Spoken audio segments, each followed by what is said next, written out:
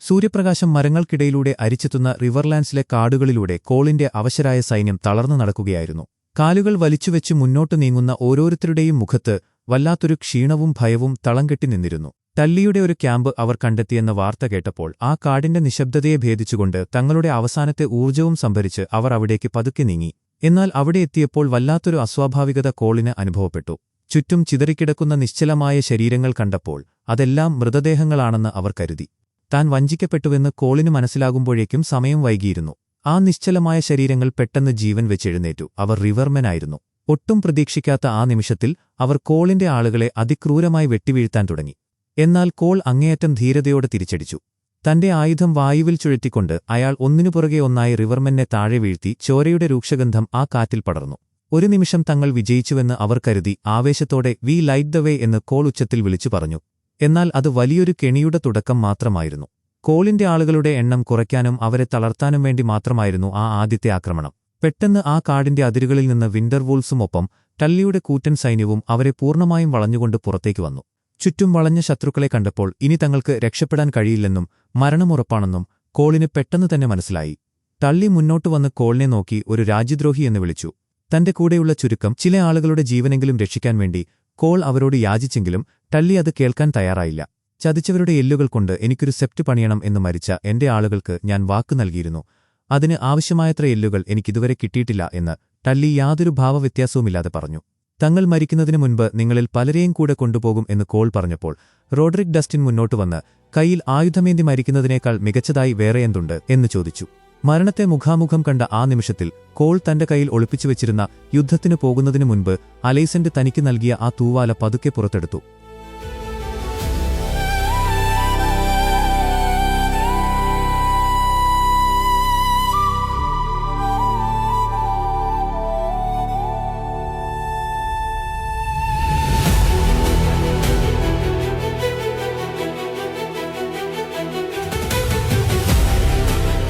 അയാൾ അത് തന്റെ വാളിന്റെ പിടിയോട് ചേർത്ത് മുറുക്കിക്കെട്ടി അവസാനമായി പോരാടാൻ തയ്യാറായി നിന്നു.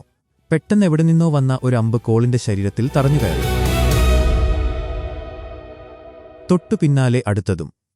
മൂന്നാമത്തെ അമ്പ് അയാളുടെ കണ്ണിന് തൊട്ടുതാഴെ കവിളിൽ ആഴത്തിൽ പതിച്ചതും കോൾ ചോരതുപ്പിക്കൊണ്ട് നിലത്തേക്ക് വീണു മരിച്ചു.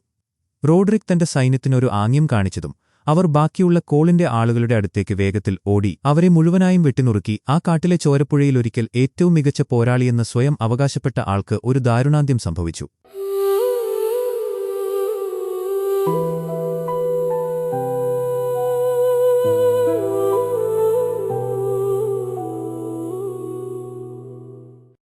റെഡ് കീപ്പിന്റെ ഇരുണ്ടതും തണുത്തതുമായ കൽച്ചുവരുകൾക്കുള്ളിൽ ആലിസന്റുമൊപ്പം ഹെലേനായും എങ്ങോട്ടാണ് പോകേണ്ടതെന്നറിയാതെ ശ്വാസമടക്കി പിടിച്ചു നിന്നു.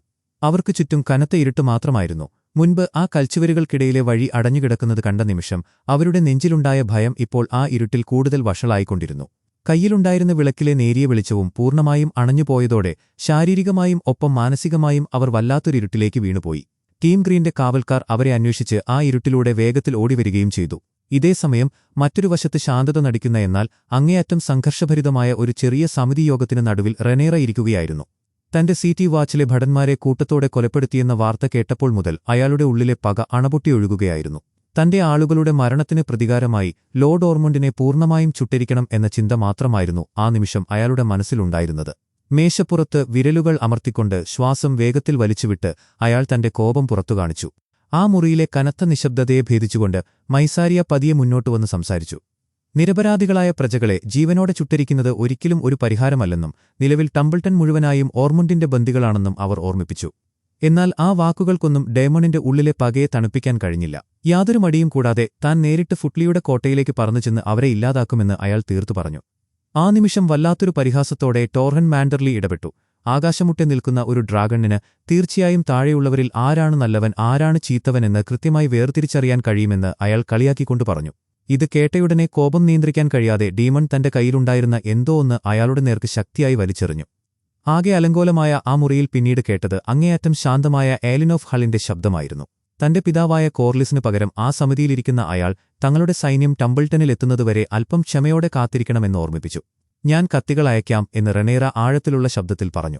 അത് തന്നോടാണെന്ന് ഡീമോൺ കരുതിയെങ്കിലും നഗരത്തിൽ ഒളിച്ചിരിക്കുന്ന ആ കൊലയാളികളെ വേഗത്തിൽ ഓടിച്ചെന്ന് കണ്ടെത്താനാണ് റെനേറ അയാളോട് ആവശ്യപ്പെട്ടത്. ഈ ദൗത്യത്തിൽ സഹായിക്കാൻ വെലറിയന്റെ ഭടന്മാരെ നൽകാമെന്ന് ഏലിൻ പറഞ്ഞെങ്കിലും വല്ലാത്തൊരു അഹങ്കാരത്തോടെ ആ സഹായം നിരസിച്ചുകൊണ്ട് അയാൾ അവിടെ നിന്നും പുറത്തേക്ക് നടന്നു. ആ ചെറിയ വാശി പിന്നീട് എത്രത്തോളം വലിയൊരു ദുരന്തത്തിലേക്കാണ് അവരെ നയിക്കാൻ പോകുന്നതെന്ന് ആരും അപ്പോൾ തിരിച്ചറിഞ്ഞിരുന്നില്ല. ആ വലിയ വാതിലുകൾ വലിയൊരു ശബ്ദത്തോടെ തുറക്കപ്പെട്ടപ്പോൾ ഹൌസ് ബെറത്യോനിന്റെ പ്രതിനിധികൾ കിലോമീറ്ററുകൾക്കകലെയുള്ള റെഡ് മൗണ്ടൻസിൽ ദ വൾച്ചർ കിങ്ങിനെ നേരിടാൻ പോയതുകൊണ്ടാണ് ലോർഡ് ബോറോസിന് നേരിട്ട് വരാൻ കഴിയാത്തതെന്ന് ആ പ്രതിനിധി വിക്കി പറഞ്ഞപ്പോൾ ആ വലിയ മുറിയിലെ വായു പോലും ഭയം കൊണ്ട് മരവിച്ചുപോയതുപോലെ തോന്നി. തന്നെ അപമാനിക്കാനാണ് അവർ ശ്രമിക്കുന്നതെന്ന് മനസ്സിലാക്കിയ റെനേറയുടെ ശ്വാസോച്ഛ്വാസം വേഗത്തിലായി. ഏതു നിമിഷവും അവനെ തൂക്കിലേറ്റുമെന്ന ഭയം ആ പ്രതിനിധിയുടെ മുഖത്ത് വ്യക്തമായിരുന്നു. ആ കനത്ത നിശബ്ദതയ്ക്കിടയിൽ അവരുടെ മനസ്സിൽ ഭയാനകമായ മറ്റൊരു പദ്ധതി രൂപപ്പെടുകയായിരുന്നു. തങ്ങളോടുള്ള കൂറിന്റെ അടയാളമായി അവരുടെ ബെൽറ്റുകളും മറ്റു വസ്ത്രങ്ങളും അഴിച്ചുവാങ്ങാൻ അവർ ഉത്തരവിട്ടു. ആ വസ്ത്രങ്ങൾ ധരിച്ചുകൊണ്ട് താൻ അയക്കുന്ന കൊലയാളികൾ ഒളിവിലിരിക്കുന്ന ശത്രുക്കളെ തേടി വേഗത്തിൽ ചെന്ന് ഓർമുണ്ടിനെയും ഒപ്പം ഡേറോണിനെയും അപ്രതീക്ഷിതമായി ആക്രമിക്കുമെന്നും അവരെ പൂർണ്ണമായും ഇല്ലാതാക്കുമെന്നും ആ നിമിഷം റെനേറയുടെ കണ്ണുകളിലെ ആ ക്രൂരമായ തിളക്കം വ്യക്തമാക്കുന്നുണ്ടായിരുന്നു. ആ വലിയ രാഷ്ട്രീയ നീക്കങ്ങൾക്കു ശേഷം തികച്ചും വ്യത്യസ്തമായ മറ്റൊരു പ്രശ്നം പരിഹരിക്കാനായി റെനേറ പതുക്കെ നടന്നു നീങ്ങി. തണുത്ത കാറ്റ് വീശിയടിക്കുന്ന ആ ഇടുങ്ങിയ മുറിക്കുള്ളിൽ തന്റെ പഴയ സുഹൃത്തായ ആലിസന്റിനെ അവർ ഒറ്റയ്ക്ക് കണ്ടു. മുറിയിലെ വിളക്കിലെ തീജ്വാലക്കാറ്റിൽ നൃത്തം വയ്ക്കുമ്പോൾ റെനേറയുടെ ഉള്ളിലെ കോപം വാക്കുകളായി പുറത്തേക്ക് വന്നുകൊണ്ടിരുന്നു. എന്നാൽ യാതൊരു ഭാവവ്യത്യാസവുമില്ലാതെ അവരെ തടഞ്ഞുകൊണ്ട് ഹെലന ഗർഭിണിയാണെന്നുള്ള സത്യം അലൈസന്റ് പുറത്തു പറഞ്ഞപ്പോൾ ആ മുറിയിലെ അന്തരീക്ഷം പെട്ടെന്ന് നിശബ്ദമായി. ആ വാർത്ത അത്ര നല്ല രീതിയിലല്ല റെനേറ സ്വീകരിച്ചതെങ്കിലും ജനിക്കാൻ പോകുന്ന ആ കുഞ്ഞിനെ വെച്ച് ചെയ്യാൻ കഴിയുന്ന കാര്യങ്ങളെക്കുറിച്ച് അലൈസന്റ് വളരെ വ്യക്തമായി അവരോട് വിശദീകരിച്ചു. ആ പറഞ്ഞതെല്ലാം ശരിയാണെങ്കിൽ കൂടി ഇതിനു മുൻപ് അവിടെ നിന്നും രഹസ്യമായി രക്ഷപ്പെടാൻ ശ്രമിച്ച ആലിസന്റിനോട് യാതൊരു വിധത്തിലുള്ള അനുകമ്പയും കാണിക്കാൻ അവർ തയ്യാറായില്ല. അവരെ ആ മുറിക്കുള്ളിൽ തന്നെ തടവിലാക്കാനും കാവൽക്കാരുടെ എണ്ണം ഇരട്ടിയാക്കാനും അവർ നിർദ്ദേശിച്ചു. തന്റെ പൊന്നോമനയായ മകളുടെ മാനസിക നില പൂർണ്ണമായും തകരുന്നതിനു മുൻപ് തങ്ങളെ എങ്ങോട്ടെങ്കിലും മാറ്റണം എന്ന് അലൈസന്റ് കരഞ്ഞുകൊണ്ട് അപേക്ഷിച്ചെങ്കിലും ആ കണ്ണീരിന് അവിടെ യാതൊരു വിലയുമുണ്ടായിരുന്നില്ല. പകരം ഹൈടവർ കുടുംബം എങ്ങനെയാണ് തന്റെ അധികാരത്തെ തകർക്കാൻ ശ്രമിക്കുന്നതെന്ന് വളരെ വ്യക്തമായി അവർ ചൂണ്ടിക്കാണിച്ചു. നിങ്ങളൊരു ഹൈടവറാണ്, എന്റെ സദസ്സിനു മുൻപിൽ നിങ്ങൾ എന്റെ ശത്രുവാണ്, റെനേറ കടുത്ത ശബ്ദത്തിൽ പറഞ്ഞു. നിങ്ങൾക്ക് ഞാൻ ആരാണ് എന്ന് ആ മുറിയിലെ തണുത്ത നിശബ്ദതയെ ഭേദിച്ചുകൊണ്ട് തികഞ്ഞ ശൂന്യതയോടെ ആലിസന്റ് റെനേറയോട് ചോദിച്ചു.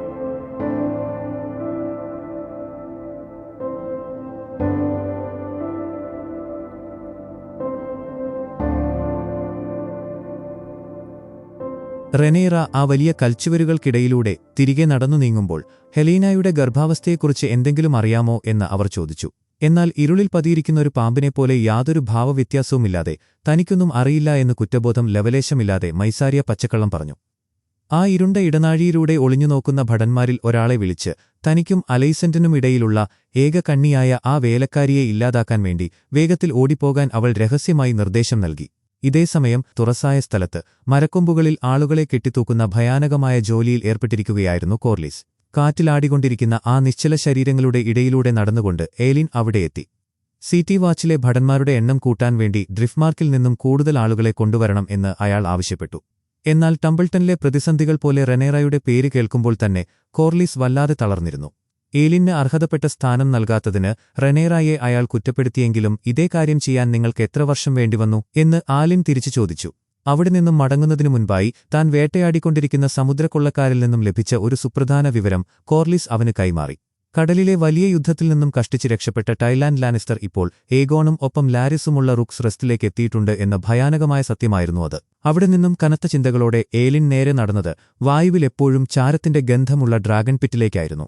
ദിവസങ്ങളുടെ കനത്ത ക്ഷീണമെല്ലാം മറന്ന് അവിടെ വിശ്രമിക്കുകയായിരുന്നു ബയല. കോർലിസിനെ കണ്ട വിവരങ്ങളെല്ലാം ഏലിൻ അവളോട് പറഞ്ഞു. സ്വന്തം മുത്തച്ഛനാണെങ്കിലും അവർക്കിടയിലുള്ള ആ വലിയ അകലം കുറയ്ക്കാൻ അവൾ പോയി സംസാരിക്കണമെന്ന് അയാൾ ആവശ്യപ്പെട്ടു. തന്റെ അച്ഛന്റെ കാര്യത്തിൽ പോലും ഒന്നും ചെയ്യാൻ കഴിയാത്ത താൻ എങ്ങനെയാണ് മറ്റുള്ളവരെ സഹായിക്കുക എന്ന് പറഞ്ഞ് ബെല സങ്കടപ്പെട്ടു. ആ വലിയ ഗുഹയിലെ നിശബ്ദതയിൽ കുറച്ചുനേരം അങ്ങനെ ഇരുന്നതിനുശേഷം അവൾ പതുക്കെ എഴുന്നേറ്റ് ഏലിന്റെ അടുത്തേക്ക് നടന്നു. നീ വളരെ ഉത്തരവാദിത്തമുള്ളവനാണ് എന്നു പറഞ്ഞുകൊണ്ട് എപ്പോഴും മറ്റുള്ളവരുടെ കാര്യങ്ങൾ നോക്കുന്നത് വളരെ ക്ഷീണമുണ്ടാക്കുന്ന കാര്യമാണെന്ന് അവൾ പറഞ്ഞു. ആ തണുത്ത അന്തരീക്ഷത്തിൽ അവർക്കിടയിലെ ദൂരം കുറയുകയും പരസ്പരം ചുണ്ടുകൾ ചേർത്തുകൊണ്ട് അവർ ഒന്നാവുകയും ചെയ്തു. ടംബിൾട്ടന്റെ അതിർത്തിയിലുള്ള വരണ്ടതും പൊടിനിറഞ്ഞതുമായ ഭൂമിയിൽ വലിയൊരു കാറ്റ് വീശിയടിച്ചുകൊണ്ട് ഹ്യൂ തന്റെ കൂറ്റൻ ഡ്രാഗനെ നിലത്തിറക്കിയപ്പോൾ ആ വലിയ ചിറകടിയുടെ ശബ്ദം കിലോമീറ്ററുകളോളം മാറ്റൊലിക്കൊണ്ടു. അവിടെ ഒരു പാറപ്പുറത്ത് അങ്ങേയറ്റം മടുപ്പോടെയിരുന്ന് കാലുകൊണ്ട് വെറുതെ കല്ലുകൾ തട്ടിത്തെറിപ്പിക്കുകയായിരുന്നു ഉൾഫ്. കാവൽ മാറാനുള്ള സമയമായെങ്കിലും അയാളുടെ മനസ്സിൽ കിങ്സ് ലാൻഡിംഗിലെ തിരക്കേറിയ മാർക്കറ്റ് ദിവസത്തെക്കുറിച്ചുള്ള ഓർമ്മകളായിരുന്നു നിറഞ്ഞുനിന്നിരുന്നത്.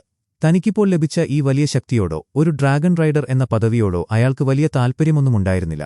മറിച്ച് തങ്ങളുടെ പഴയ സാധാരണ ജീവിതത്തിലേക്ക് വൈകാതെ മടങ്ങാമെന്ന വ്യർത്ഥമായ പ്രതീക്ഷയിലായിരുന്നു ഹ്യൂ. ആ വിജനമായ പ്രദേശത്തെ തണുത്ത കാറ്റിൽ പൊടിപടലങ്ങൾ പറന്നുയരുമ്പോൾ തന്റെ സുഹൃത്തുക്കളുടെ മുന്നിൽ ആളാകാൻ കഴിയാത്തതിന്റെ വലിയ നിരാശ ഉൾഫിന്റെ മുഖത്ത് വ്യക്തമായിരുന്നു. ചുറ്റും കാണാൻ ആരുമില്ലെങ്കിൽ പിന്നെ ഒരു ഡ്രാഗണുണ്ടായിട്ട് എന്താണ് കാര്യം എന്ന കടുത്ത നിരാശയോടെയും ദേഷ്യത്തോടെയും ഉൾഫ് ചോദിച്ചു. തനിക്ക് ലഭിച്ച ആ വലിയ ടാർഗറിയൻ പാരമ്പര്യത്തോട് വല്ലാത്തൊരു വെറുപ്പ് തോന്നിയ ആ നിമിഷത്തിൽ അടുത്ത 2 ദിവസത്തെ കാവലിനായി ഹ്യൂഗിനെ അവിടെ തനിച്ചാക്കി അയാൾ തന്റെ ഡ്രാഗന്റെ അടുത്തേക്ക് വേഗത്തിൽ ഓടിപ്പോയി. വെറുമൊരു കുതിരയെ വിളിക്കുന്നതുപോലെ ഉച്ചത്തിൽ വിസിലടിച്ചുകൊണ്ട് അവനെ അലക്ഷ്യമായി വിളിച്ചു. ആ വിജനമായ ഭൂമിയിൽ അവശേഷിച്ച ഹ്യൂഗിന്റെ മനസ്സിൽ വരാനിരിക്കുന്ന വലിയൊരു ദുരന്തത്തിന്റെ യാതൊരു സൂചനയും അപ്പോൾ ഉണ്ടായിരുന്നില്ല. അതേസമയം കോട്ടയുടെ മുകളിലത്തെ നിലയിലെ ഇടുങ്ങിയ മുറിയിൽ ഒരക്ഷരം പോലും മിണ്ടാതെ കൈയിലെ സൂചിയും നൂലും ഉപയോഗിച്ച് തുണിയിൽ ചിത്രങ്ങൾ തുന്നിച്ചേർക്കുന്ന തിരക്കിലായിരുന്നു ഹെലന. കുറച്ചെങ്കിലും ഭക്ഷണം കഴിക്കാൻ വേണ്ടി ആലിസന്റ് അവളോട് യാചിച്ചെങ്കിലും അവൾ അതൊന്നും കേട്ടതായി ഭാവിച്ചില്ല. തങ്ങളെ രക്ഷപ്പെടുത്തുമ്പോൾ ജെഹരായെ കൂടെ കൊണ്ടുപോകില്ല എന്ന് അലൈസന്റ് കള്ളം പറഞ്ഞതാണ് അവളെ കൂടുതൽ തളർത്തിയത്. ഒടുവിൽ തന്റെ മകളെ ഒഴിവാക്കി അവരെ രണ്ടുപേരെയും മാത്രം രക്ഷപ്പെടുത്താനാണ് താൻ ശ്രമിച്ചതെന്ന് അലൈസന്റ് സമ്മതിച്ചു. തങ്ങളെ എങ്ങനെയും രക്ഷിക്കുക എന്നത് മാത്രമായിരുന്നു ലക്ഷ്യമെന്ന് അവർ വിശദീകരിക്കാൻ ശ്രമിച്ചെങ്കിലും ഹെലന അതൊന്നും വിശ്വസിച്ചില്ല. എന്നാൽ ആ മുറിയിലെ മങ്ങിയ വെളിച്ചത്തിൽ അവൾ തുന്നിക്കൊണ്ടിരുന്ന ആ ചിത്രം കണ്ടപ്പോൾ ആരും ശരിക്കും ഭയന്നുപോകും. ഹരൻഹാളിന്റെ ഇരുണ്ട കോണിൽ ചോരയുടെ വലിയൊരു കൂടാരത്തിനുള്ളിൽ എമുണ്ട് കിടക്കുന്നതും അരികിൽ ആലിസ് നിൽക്കുന്നതുമായ ആ ഭയാനകമായ ചിത്രം ടാർഗറിയൻ രാജവംശത്തിന്റെ ഭൂതവും ഭാവിയും വർത്തമാനവും വിളിച്ചോതുന്നതായിരുന്നു. ഈ വലിയ രഹസ്യം റെനേറായോട് വിലപേശാനുള്ള മറ്റൊരു ആയുധമായി ആലിസന്റിന്റെ മനസ്സിൽ മാറി. ആലിസന്റിന്റെ മനസ്സിലുണ്ടായിരുന്ന ആ വലിയ രഹസ്യം റെനേറയോട് പറയുന്നതിനു മുൻപ് തന്നെ അധികാരത്തിന്റെ ഭാരം ഒരു രാജ്ഞിയെ എങ്ങനെ തളർത്തുന്നു എന്ന് വ്യക്തമാക്കുന്ന തികച്ചും അസ്വസ്ഥജനകമായ മറ്റൊരു സംഭവം ആ വലിയ സിംഹാസനമുറിയിൽ അരങ്ങേറുകയായിരുന്നു. ആയിരക്കണക്കിന് ഇരുമ്പുവാളുകൾ ഉരുകിച്ചേർന്നുണ്ടായ ആ ഭീമാകാരമായ സിംഹാസനത്തിൽ റെനേറയ്ക്ക് അങ്ങേയറ്റം ബുദ്ധിമുട്ടോടെ ഇരിക്കേണ്ടി വന്നപ്പോൾ ആ വലിയ മുറിയുടെ കനത്ത നിശബ്ദതയെ ഭേദിച്ചുകൊണ്ട് എവിടെ നിന്നോ ഒരു കുഞ്ഞിന്റെ നിർത്താതെയുള്ള കരച്ചിൽ മാറ്റൊലിക്കൊണ്ടു. തങ്ങളുടെ വീടുകളിലെ ഇരുറ്റകറ്റാൻ മെഴുകുതിരികൾക്ക് ആവശ്യമായ കൊഴുപ്പ് വേണമെന്ന് അപേക്ഷിച്ചുകൊണ്ട് വല്ലാതെ ഭയന്ന പ്രജകൾ റെനേറയുടെ മുൻപിൽ കൈകൂപ്പി നിന്നു. ആ വാളുകളുടെ മൂർച്ചയുള്ള അരികുകൾ അവരുടെ ശരീരത്തിൽ വലിയൊരു അസ്വസ്ഥത സൃഷ്ടിക്കുന്നുണ്ടായിരുന്നു. ആ സിംഹാസനത്തിലൊന്നു നേരെയിരിക്കാൻ പോലുമാകാതെ അവർ വല്ലാതെ പാടുപെട്ടു. ഇതിനിടയിൽ സെപ്റ്റിൽ നിന്നും ഒരു പെൺകുട്ടിയെ ആരോ പിടിച്ചുകൊണ്ടുപോയി എന്ന വാർത്ത ആ സദസ്സിൽ വലിയൊരു ഭയം സൃഷ്ടിച്ചെങ്കിലും അതിനെതിരെ ശക്തമായൊരു നടപടിയെടുക്കുന്നതിനു പകരം അവൾക്കുവേണ്ടി താനൊരു മെഴുകുതിരി കത്തിക്കാം എന്ന് യാതൊരു ഭാവവ്യത്യാസവുമില്ലാതെ പറഞ്ഞ റെനേറയുടെ വാക്കുകൾ കേട്ട് ആ ജനക്കൂട്ടം ശരിക്കും സ്തംഭിച്ചുപോയി. ഒരു യഥാർത്ഥ രാജ്ഞിക്ക് വേണ്ട യാതൊരുവിധത്തിലുള്ള തീരുമാനങ്ങളും റെനേറയുടെ ഭാഗത്തുനിന്നും ഉണ്ടായില്ല. താൻ ചെയ്യേണ്ട കാര്യങ്ങളിൽ നിന്നും ഒഴിഞ്ഞുമാറി മറ്റുള്ളവരെ കുറ്റപ്പെടുത്തുന്ന ഒരു രാജ്ഞിയെ കണ്ട് ആ ജനക്കൂട്ടം തങ്ങളുടെ ജീവന്റെ സുരക്ഷയെക്കുറിച്ചോർത്ത് വല്ലാതെ ഭയന്നു. ഭയചകിതരായ ആ ജനക്കൂട്ടം തങ്ങൾക്ക് സംരക്ഷണം വേണമെന്ന് അലറിവിളിക്കാൻ തുടങ്ങിയ ആ നിമിഷത്തിൽ സിംഹാസനത്തിന്റെ ഇരുമ്പുവാളുകളിലൊന്നിൽ തട്ടി റെനേറയുടെ കൈയിൽ ആഴത്തിൽ മുറിവേറ്റു. ഒറ്റനോട്ടത്തിൽ അതൊരു ചെറിയ മുറിവാണെന്ന് തോന്നാമെങ്കിലും മാനസിക നില പൂർണ്ണമായും തെറ്റുന്നവരെയാണ് ആ സിംഹാസനം മുറിവേൽപ്പിക്കുക എന്നൊരു വലിയ വിശ്വാസം അവിടെ നിലനിന്നിരുന്നു.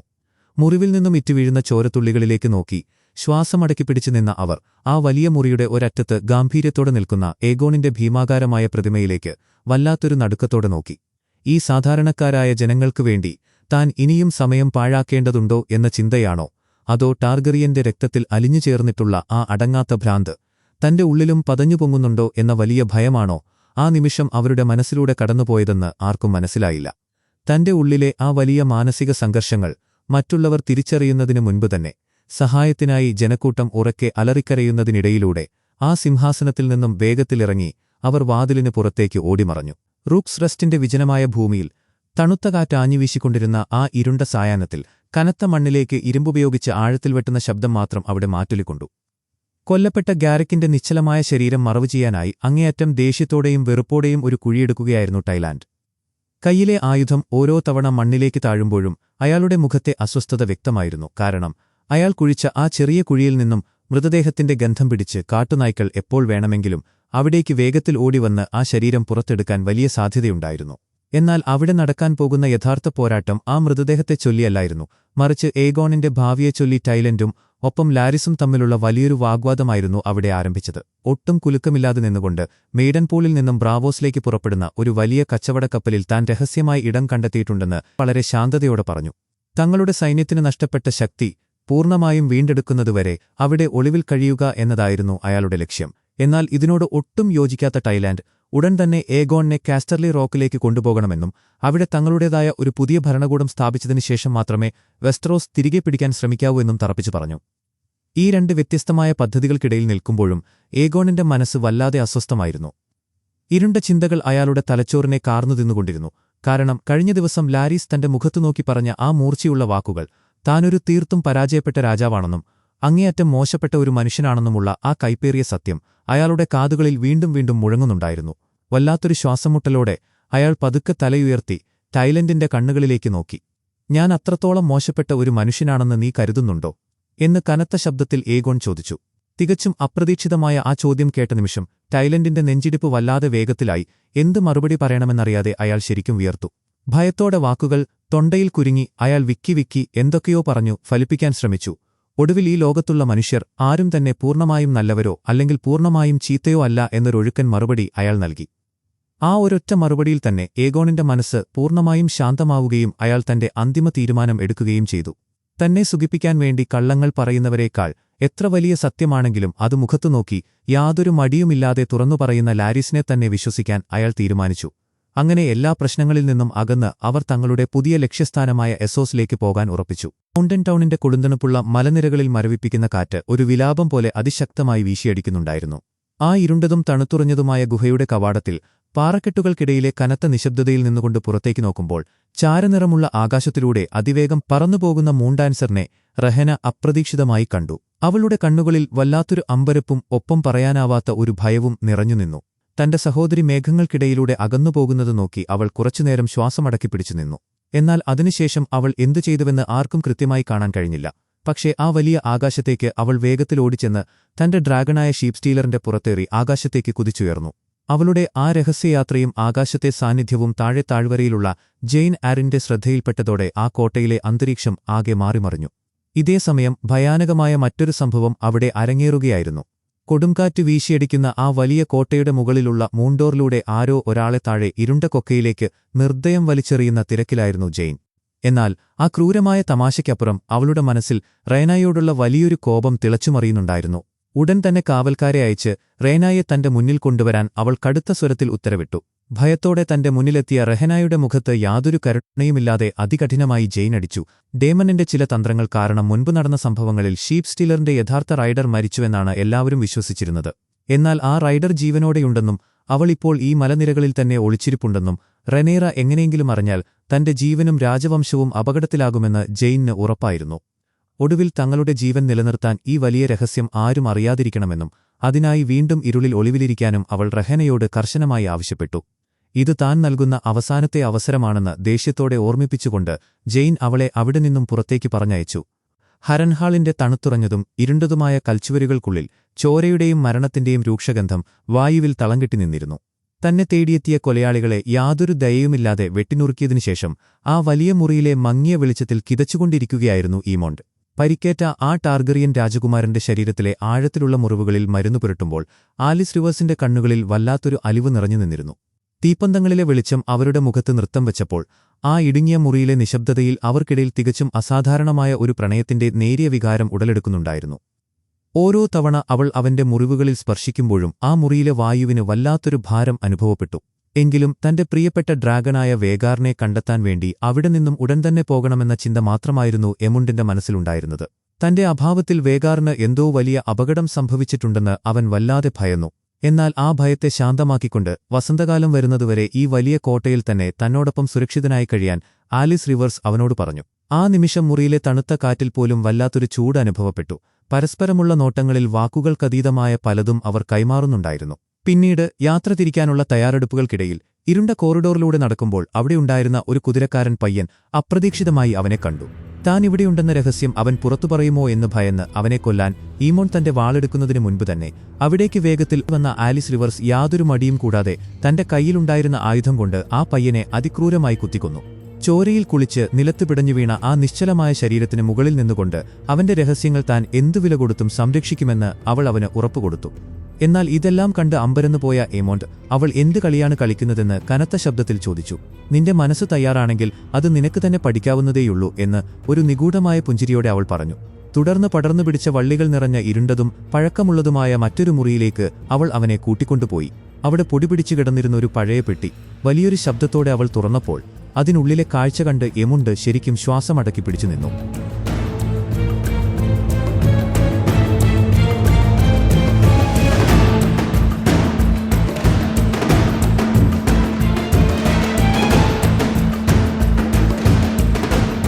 അതിനുള്ളിൽ 5 ഡ്രാഗൺ മുട്ടകൾ ഭദ്രമായി ഇരിപ്പുണ്ടായിരുന്നു. കൊടുന്തണുപ്പിൽ മരവിച്ചിരുന്ന അതിലൊരു മുട്ട അവൾ പതുക്കെയെടുത്ത് ഏമോണ്ടിന്റെ കൈയിലേക്ക് വെച്ചുകൊടുത്ത നിമിഷം അവന്റെ സിരകളിലൂടെ ഓടുന്ന ടാർഗറിയൻ രക്തത്തിന്റെ ചൂട് ആ മുട്ടയിലേക്ക് പകരുകയും അത് പെട്ടെന്ന് ചൂടാവുകയും ചെയ്തു. മറ്റുള്ളവരുടെ കഥകളിലെ വെറുമൊരു കഥാപാത്രമായി ഒതുങ്ങി നിൽക്കാൻ താൻ ഇനി ആഗ്രഹിക്കുന്നില്ലെന്നും തനിക്കായി സ്വന്തമായൊരു കുടുംബം വേണമെന്നും അവൾ അവന്റെ കണ്ണുകളിലേക്ക് നോക്കി പറഞ്ഞു.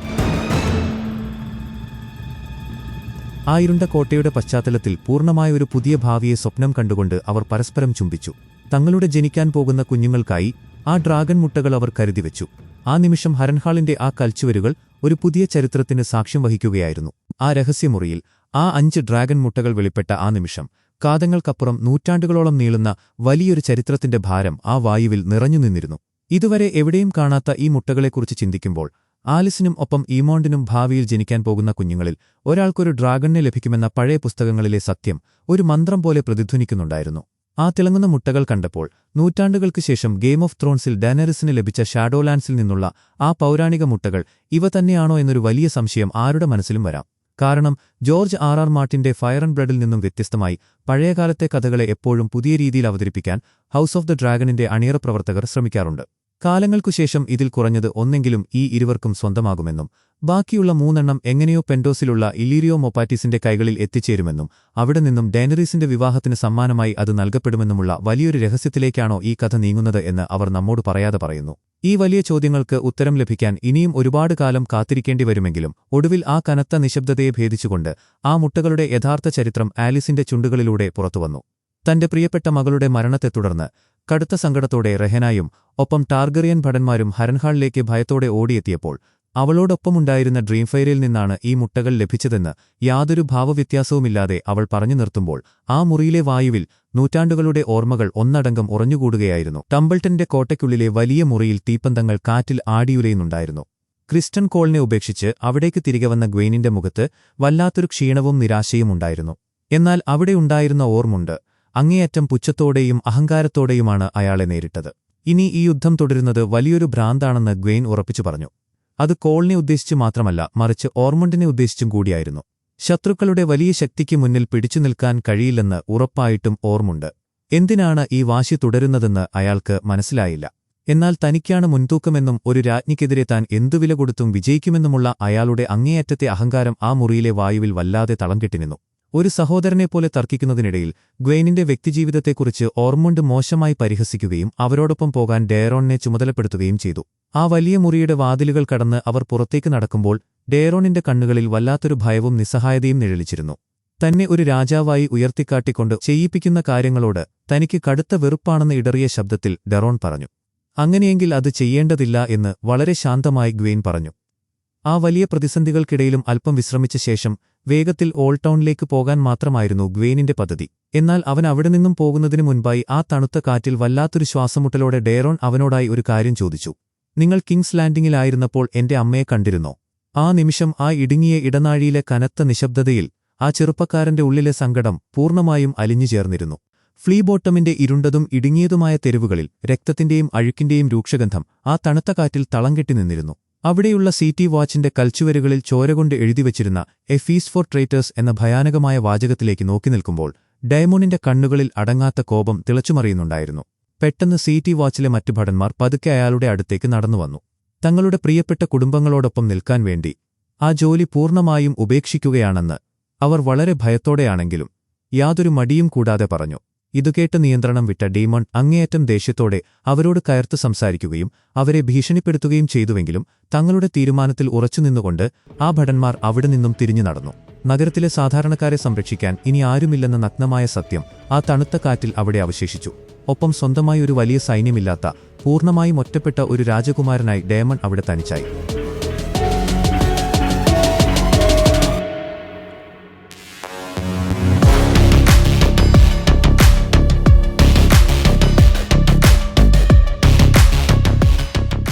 തന്റെ ആളുകൾ തന്നെ ഉപേക്ഷിച്ചു പോയതിന്റെ വലിയ അപമാനവും ദേഷ്യവും ഉള്ളിലൊതുക്കി നിന്ന ഡേമൺ ഒടുവിൽ സ്വയം ആ നഗരത്തിലെ ഇരുണ്ട ഇടനാഴികളിലേക്ക് അന്വേഷണത്തിനായി ഇറങ്ങിച്ചെല്ലാൻ തീരുമാനിച്ചു.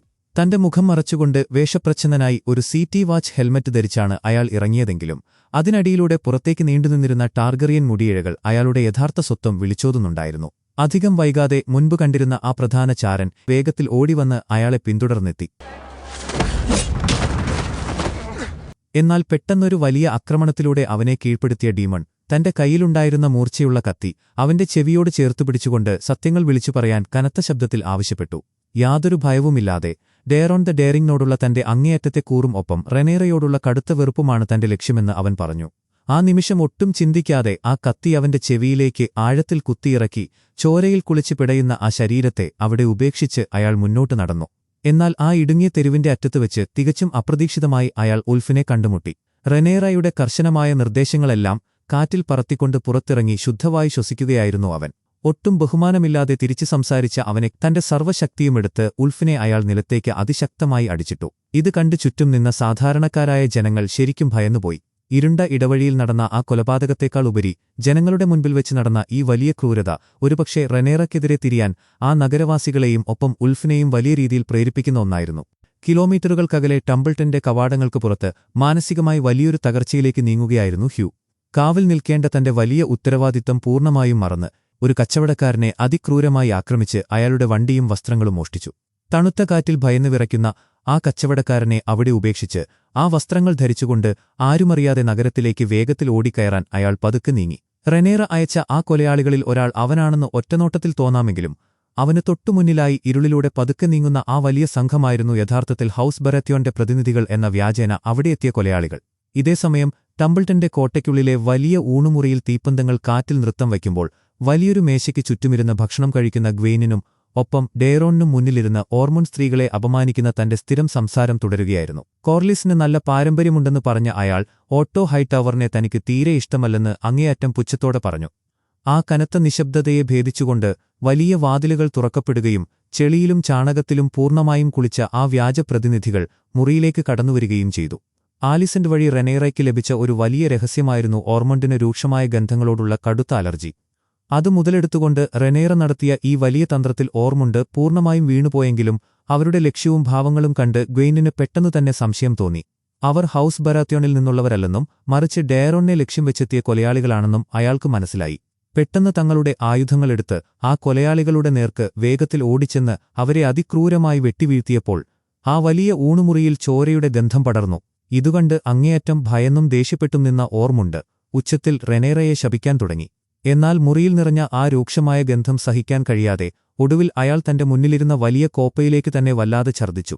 സ്വന്തം അഹങ്കാരത്തിൽ മാത്രം ജീവിക്കുന്ന അയാൾ യഥാർത്ഥത്തിൽ എത്രത്തോളം ദുർബലനാണെന്ന് ആ ഇരുണ്ട മുറിയിലെ എല്ലാവർക്കും വ്യക്തമാകുന്ന ഒരു ഭയാനകവും ഒപ്പം അറപ്പുളവാക്കുന്നതുമായ നിമിഷമായിരുന്നു അത്. ഒടുവിൽ ആ തണുത്ത കാറ്റിൽ വിറച്ചു നിൽക്കുന്ന കാറ്റിനെ അവൻ കണ്ടെത്തി. തന്റെ മുന്നിൽ നിൽക്കുന്നത് മരിച്ചുപോയെന്ന് താൻ കരുതിയ സ്വന്തം ഭർത്താവാണെന്ന് വിശ്വസിക്കാൻ കഴിയാതെ അവളുടെ കണ്ണുകൾ വിടർന്നു. നിറഞ്ഞൊഴുകുന്ന കണ്ണുനീരോടെ അവർ പരസ്പരം കെട്ടിപ്പുണർന്നപ്പോൾ ഇത്രയും നാളത്തെ സങ്കടങ്ങളും ഭയവുമെല്ലാം ഒരു നെടുവീർപ്പായി മാറി അവൾ പൂർണ്ണമായും തളർന്ന് അവന്റെ നെഞ്ചിലേക്ക് വീണു. വിറയ്ക്കുന്ന കൈകൾ കൊണ്ട് അവൾ അവനെ മുറുകെ പിടിക്കുകയും പതുക്കെ അടിക്കുകയും ചെയ്തു. കണ്ണുനീരിനിടയിലൂടെ അവർ തങ്ങളുടെ സങ്കടങ്ങൾ പങ്കുവച്ച ആ ആദ്യ നിമിഷങ്ങൾ അങ്ങേയറ്റം മനോഹരവും ഒപ്പം ഹൃദയഭേദകവുമായിരുന്നു. എന്നാൽ പെട്ടെന്ന് ആ അന്തരീക്ഷം പൂർണ്ണമായും മാറിമറിഞ്ഞു. തനിക്കൊരു ഡ്രാഗണിനെ ലഭിച്ചുവെന്നും താനിപ്പോൾ ഒരു യോദ്ധാവായി മാറിയെന്നുമുള്ള വലിയ അഹങ്കാരത്തോടെ ഹ്യൂ സംസാരിക്കാൻ തുടങ്ങിയപ്പോൾ കാറ്റിന്റെ മുഖത്തെ ആശ്വാസം വല്ലാത്തൊരു നിരാശയ്ക്ക് വഴിമാറി. അവൾക്കു വേണ്ടിയിരുന്നത് ആ വലിയ പദവികളൊന്നുമായിരുന്നില്ല, മറിച്ച് പ്രതിസന്ധികളിൽ ഒപ്പം നിൽക്കാൻ തന്റെ ഭർത്താവിനെ മാത്രമായിരുന്നു അവൾക്ക് ആവശ്യമുണ്ടായിരുന്നത്. എന്നാൽ അവൻ വീണ്ടും തന്റെ സ്വന്തം സ്ഥാനമാനങ്ങളെക്കുറിച്ച് മാത്രം ചിന്തിക്കുന്നത് കണ്ട് അവളുടെ നെഞ്ച് തകർന്നുപോയി. കിങ്സ് ലാൻഡിംഗിൽ നിന്നും ടംബിൾട്ടണിലേക്കുള്ള ആ വലിയ യാത്രാമധ്യേ താൻ നേരിട്ട അതിക്രൂരമായ പീഡനങ്ങളെക്കുറിച്ച് പൂർണ്ണമായി പറയാതെ അവൾ അവനോട് സൂചിപ്പിച്ചു. താൻ ആഗ്രഹിച്ച ആ പഴയ ഭർത്താവ് ഇനി അവനിലില്ലെന്ന് മനസ്സിലാക്കിയ കാറ്റ് തന്നെ അവിടെ നിന്നും കൊണ്ടുപോകാൻ ശ്രമിച്ച അവനെ പൂർണ്ണമായും തള്ളിക്കളഞ്ഞുകൊണ്ട് ഉറക്കെ അലറിക്കരഞ്ഞു. ഞാനെന്റെ കുടുംബത്തെ ഉപേക്ഷിക്കില്ല എന്നവൾ തറപ്പിച്ചു പറഞ്ഞു. ഡ്രാഗൺ റൈഡറാകാൻ വേണ്ടി തനിക്ക് ലഭിച്ചതെല്ലാം തിരികെ നൽകുമോ എന്ന് ഇതിനു മുൻപ് അൽഫിനോട് ചോദിച്ച ഹ്യൂവിന്റെ മനസ്സിൽ താനെടുത്ത തീരുമാനം വലിയൊരു തെറ്റായിരുന്നോ എന്ന ചിന്ത ആ നിമിഷം ഒരു കൊടുങ്കാറ്റായി വീശിയടിക്കുന്നുണ്ടായിരുന്നു. കോട്ടയ്ക്കുള്ളിലെ വലിയ മുറിയിൽ ഒരു വേലക്കാരി തറയിലെ രക്തവും അഴുക്കും കഴുകി വൃത്തിയാക്കുന്ന ശബ്ദം മാത്രം ആ കനത്ത നിശബ്ദതയിൽ കേൾക്കാമായിരുന്നു. അതേസമയം കനത്ത വാളുകൊണ്ട് കഠിനമായി പരിശീലനം നടത്തുകയായിരുന്നു ഡെയറോൺ. ആയുധങ്ങൾ കൂട്ടിമുട്ടുന്ന വലിയ ശബ്ദങ്ങൾക്കിടയിൽ കൊലയാളികളെ കൃത്യമായി തിരിച്ചറിഞ്ഞ ഗ്വെയ്നിന്റെ കഴിവിൽ വലിയ മതിപ്പ് തോന്നിയ ഓർമുണ്ട് തന്റെ മുൻപിലത്തെ അഹങ്കാരമെല്ലാം മാറ്റിവെച്ച് അവനോട് പതുക്കെ മാപ്പ് പറഞ്ഞു. ഇനി അവനു വേണമെങ്കിൽ സ്വന്തം വീട്ടിലേക്ക് മടങ്ങിപ്പോകാമെന്നും താൻ അതിന് തടസ്സം നിൽക്കില്ലെന്നും ഓർമുണ്ട് പറഞ്ഞെങ്കിലും ആ ഇരുണ്ട കോറിഡോറിലെ തണുത്ത കാറ്റിൽ ഒട്ടും പതറാതെ നിന്ന ഗ്വെയ്ൻ അതിന് കൃത്യമായൊരു മറുപടി നൽകാൻ തയ്യാറായില്ല. പകരം ഡെയറോൺ തീർച്ചയായും മികച്ചൊരു രാജാവായി മാറുമെന്ന് വളരെ ശാന്തമായി അവൻ പറഞ്ഞു. അതൊന്നും നിങ്ങൾക്കൊരു പ്രശ്നമല്ലെന്ന് എനിക്കറിയാം എന്ന് ഒരു പരിഹാസത്തോടെ അവൻ കൂട്ടിച്ചേർത്തു. ഇത് കേട്ട് ഓർമുണ്ട് പുച്ഛത്തോടെ ചിരിച്ചെങ്കിലും അവനെ വളരെ നന്നായി അറിയാവുന്ന ഗ്വെയ്നിന് കാര്യങ്ങൾ വ്യക്തമായിരുന്നു. തന്റെ ലക്ഷ്യങ്ങൾ നേടാൻ വേണ്ടി മറ്റുള്ളവരെ മരണത്തിലേക്ക് തള്ളിവിടാൻ യാതൊരു മടിയുമില്ലാത്ത ഓർമുണ്ട് ഒരിക്കലും സ്വയം ഒരു അപകടത്തിലേക്ക് എടുത്തുചാടില്ലെന്ന് അവന് ഉറപ്പായിരുന്നു. വല്ലാത്തൊരു സംശയത്തോടെയും ഒപ്പം ഗൗരവത്തോടെയും ഗ്വെയ്ൻ അവന്റെ കണ്ണുകളിലേക്ക് നോക്കി ചോദിച്ചു, അപ്പോൾ പറയൂ, ഇവിടെ എന്താണ് നിങ്ങളുടെ പദ്ധതി? ആ വലിയ മുറിയിലെ കനത്ത നിശബ്ദതയിൽ ആ ചോദ്യത്തിന് കൃത്യമായൊരു ഉത്തരം ലഭിച്ചില്ലെങ്കിലും ആ ഇരുണ്ട കൽച്ചുവരുകൾക്കുള്ളിൽ പുതിയൊരു വലിയ മാറ്റത്തിന്റെ വിത്തുകൾ പാകപ്പെടുകയാണെന്ന് ആ കാറ്റിന്റെ മൂളലിൽ വ്യക്തമായിരുന്നു. സിംഹാസനത്തിൽ നിന്നും ആഴത്തിൽ മുറിവേറ്റതിന്റെ കടുത്ത വേദനയും ഒപ്പം മാനസികമായ തകർച്ചയും അനുഭവിച്ചുകൊണ്ട് റെനേറ നിൽക്കുന്ന ആ ഇരുണ്ട മുറിയിലേക്ക് അലൈസന്റ് പതുക്കെ നടന്നുവന്നു.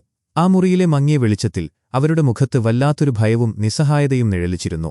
തന്റെ മകളായ ഹെലേനയ്ക്ക് കുറച്ചുകൂടി നല്ല പരിഗണന ലഭിക്കാൻ വേണ്ടി എന്തു വില കൊടുത്തും ഈമോണ്ടിനെക്കുറിച്ചുള്ള ഒരു വലിയ രഹസ്യം റെനേറയോട് അവർ പറഞ്ഞു. തന്നിൽ നിന്നും എന്തൊക്കെയോ മറച്ചുവെക്കുകയാണെന്ന് ആദ്യം റെനേറ കരുതിയെങ്കിലും ഹെലേനയ്ക്ക് ഭാവി കാണാനുള്ള വലിയ കഴിവുണ്ടെന്നും ഈമോണ്ട് ഇപ്പോൾ ഹരൻഹാളിലാണെന്നുമുള്ള സത്യം ആലിസന്റ് വെളിപ്പെടുത്തിയപ്പോൾ ആ വലിയ മുറിയിലെ വായു പോലും സ്തംഭിച്ചുപോയി. വെലീരിയയുടെ തകർച്ചയുടെ കാലം മുതൽ ഇത്തരം സ്വപ്നം കാണുന്നവരെക്കുറിച്ച് റെനേറായ്ക്ക് വളരെ വ്യക്തമായി അറിയാമായിരുന്നു.